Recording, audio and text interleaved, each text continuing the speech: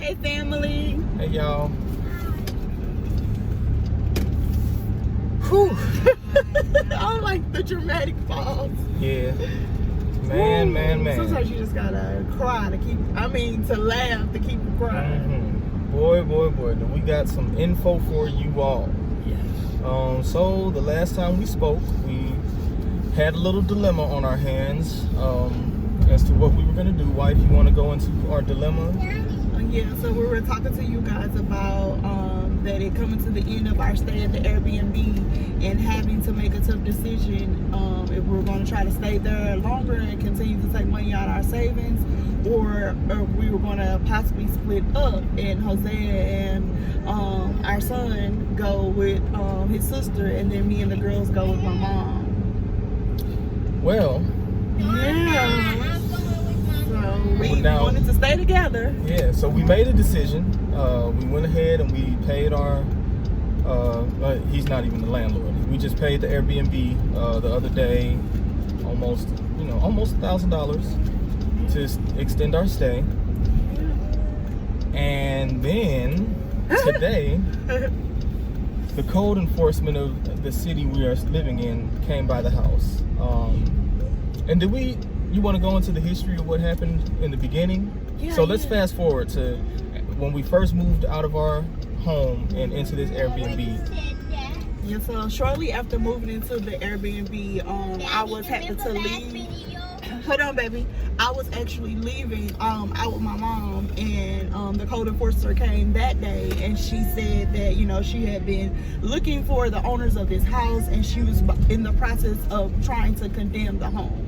And we were just like, what? I mean, we just pay a lot of money to stay here for 30 days, and we don't got nowhere else to go. Like, what do you mean we just paid all our money? And so she basically said, like, just give her the information to the owner of the home. She will work out something with him. They'll do whatever, and she'll get back with us if she needed to do anything. But she did have to put, like, at that time, like, some stickers on the home, but they were smaller stickers.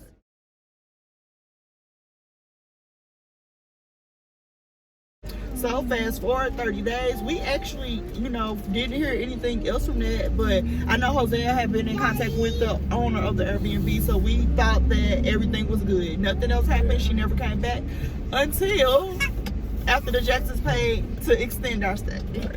So actually, I spoke to the person over the Airbnb after the first time. You guys hear Dallas in the back. Dallas thinks it's funny. Yeah. And he told me, that, hey, everything is fine. I spoke to who I need to speak to. Everything's good. So we're thinking all is well. Well, today we find out all is not well. Not at all. Not even a little bit. He had not done what he was supposed to do, which was register the home as a rental property in the city to allow Airbnb. So it would have to be like a contingent or a temporary occupancy permit put up on the home, stuff like that, to make sure that people aren't just squatting in homes or whatever, which we did.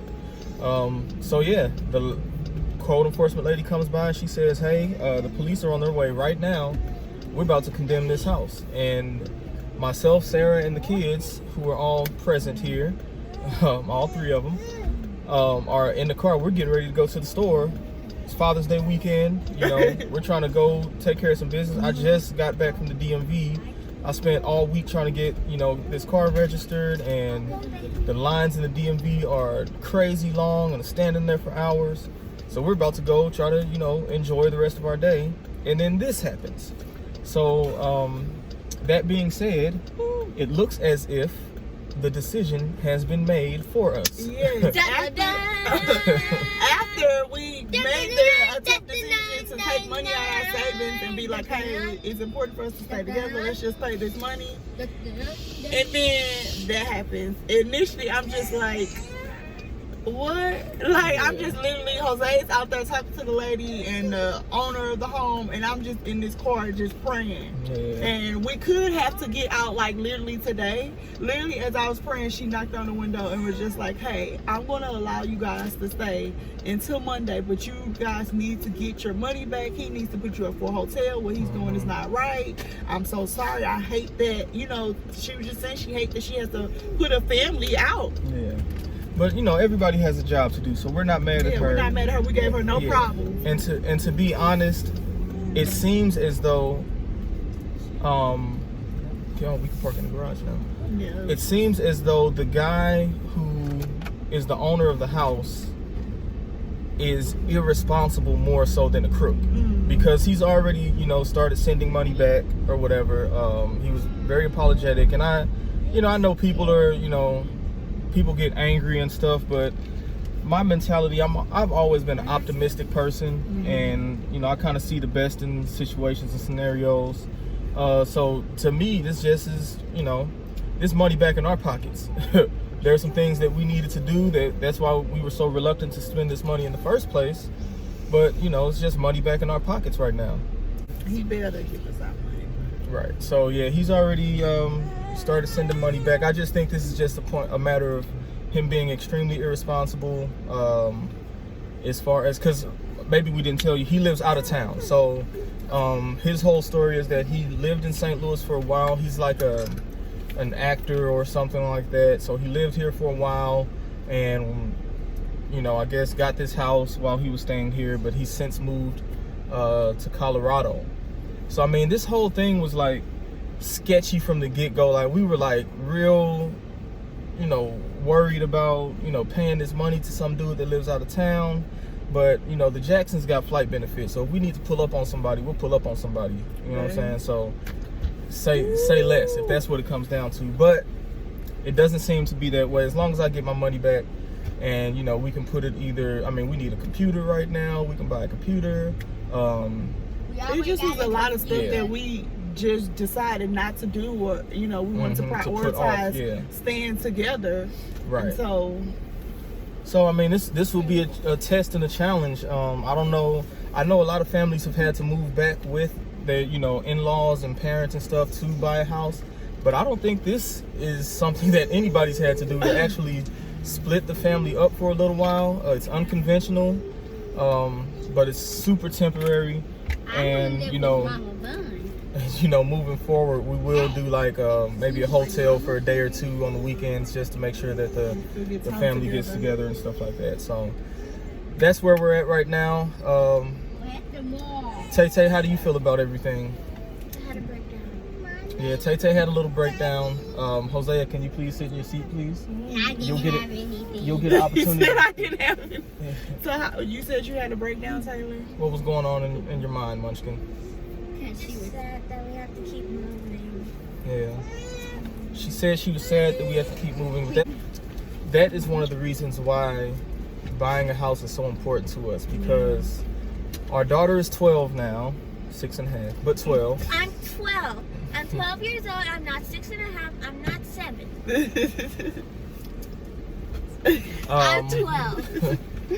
But it's important for her to have her own community, to have her own story. I grew up in a household. I stayed in the same house for like 20 plus years. And I had my community and my household and things of that nature.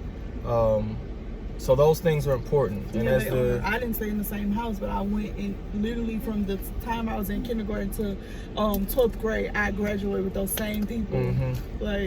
So all of those things are important, and those are the things that we want for our kids. With Hosea getting older, and you see little Dallas reaching for mommy now as she's here and she gets older. It's super important for our children to have that level of consistency. So that's why we're going through hell and high water to make sure that this happens, that we buy this home and we're comfortable and we're where we need to be and doing what we need to do. So just it's a roadblock, but we're gonna go over this one and keep going towards the ultimate goal, which is to buy a house. And it just means that God about to show up. Like, if we gotta go through all this, that means somebody mad what we about to get. All right, Hosea, what do you got to say, man? Yeah, how do you feel about everything? How do you feel about us having to move, buddy? Sorry, I'm in fat baby seat. I was laying down. Okay, tell me. So how do you feel about us moving? Okay, I don't feel that bad. You don't feel that bad? I have a red tongue. You have a red tongue? It's whatever it called. So you're okay? Yeah, but one thing. What? I want to live with my mama, but.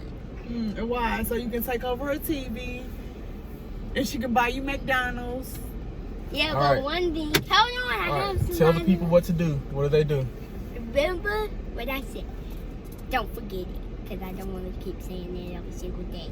Tell them what to do. What they gotta do to get more content from us? Hit the subscribe button. And then if you want to see more videos like this, hit the subscribe button and share. Right? And hit the little bell. Bell. Don't forget to hit the bell and Jackson's are out. Jackson's Peace. out. Are out. Peace. Peace, peace, peace, peace, peace.